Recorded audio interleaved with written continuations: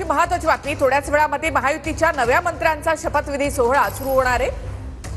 नागपूरमध्ये हा महासोहळा या ठिकाणी होते आणि काही वेळातच राज्य मंत्रिमंडळाचा विस्तार होणार आहे। राजभवनातील व्यासपीठावर मंत्र्यांसाठी 39 जागा त्या ठिकाणी ठेवण्यात आलेल्या आहेत। थोड्याच वेळात मंत्रिमंडळ विस्तार नागपुरात होणार आहे। 91 नंतर नागपुरात राज्यातले मंत्री शपथ घेणार आहेत।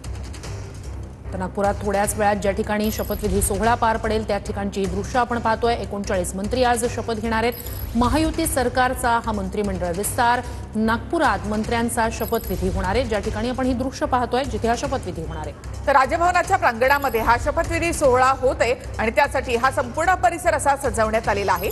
तसंच महाराष्ट्र आता थांबणार नाही असं वाक्य यामध्ये लिहिण्यात आलेलं आहे। एकूणच सरकारची दिशा या वाक्यामधून स्पष्ट होते। तर थोड्याच वेळात